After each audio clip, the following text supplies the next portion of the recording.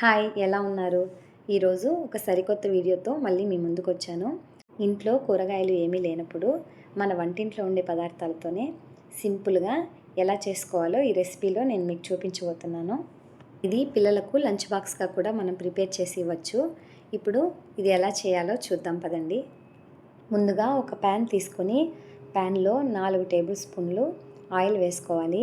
ప్రిపరేషన్కి ముందుగానే టమాటో, పచ్చిమిర్చి, ఆనియను ఇవన్నీ శుభ్రంగా కడిగి ముక్కలుగా కట్ చేసుకొని పెట్టుకోవాలి. సన్నని ముక్కలుగా తరిగితే తొందరగా వేగుతాయి, టేస్ట్ కూడా బాగుంటుంది. ఇప్పుడు నేను ఆయిల్ హీట్ అయిన తర్వాత దీనిలో సన్నగా తరిగిన ఆనియన్ వేస్తున్నాను.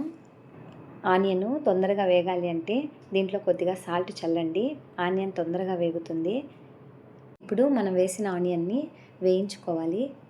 ఇవి కొంచెం వేగుతుండగానే నేను కొన్ని వేరుశనగ పప్పు యాడ్ చేస్తున్నాను. చూడండి, ఆనియన్ పూర్తిగా వేగకముందే ఇవన్నీ 1 బై 1 యాడ్ చేసుకోవాలి.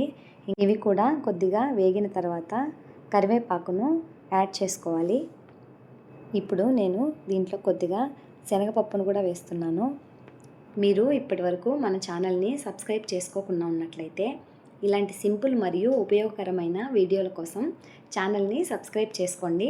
అలాగే బెల్ ఐకాన్ని కూడా యాక్టివ్లో పెట్టుకోండి.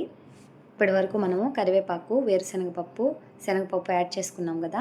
ఇప్పుడు కొద్దిగా ఉద్దిపప్పు కూడా యాడ్ చేసుకుందాము. ఇవన్నీ బాగా కలిపి వేయించుకుందాము. దీంట్లోకి 1 స్పూను జీలకర్ర కూడా యాడ్ చేస్తున్నాను. జీలకర్రతో పాటు సన్నగా తరిగిన పచ్చిమిర్చి కూడా యాడ్ చేశాను. ముందుగా సన్నగా ముక్కలుగా కట్ చేసుకున్న టొమాటో కూడా యాడ్ చేసుకుందాము. ఇప్పుడు ఈ టమాటో ముక్కల్ని బాగా పచ్చివాసన పోయేంత వరకు వేయించుకోవాలి. ఇంట్లో మిగిలిపోయిన రైస్ ఉన్నా కూడా లేదా అప్పటికప్పుడు చేసుకున్న రైస్ అయినా కూడా ఇలా కలుపుకుంటే చాలా రుచిగా ఉంటుంది. మిగిలిపోయిన అన్నము మనము వేస్ట్ చేసి పడేస్తుంటాం కదా, అది వేస్ట్ చేయకుండా ఇలా కలుపుకుంటే చాలా టేస్టీగా ఇంట్లో అందరూ కూడా ఇష్టంగా తింటారు. ఇప్పుడు మనం దీంట్లోకి 1 స్పూన్ ధనియాల పొడి, కొంచెం గరం మసాలా, అలాగే కొద్దిగా సాల్ట్ కూడా యాడ్ చేసుకుందాము.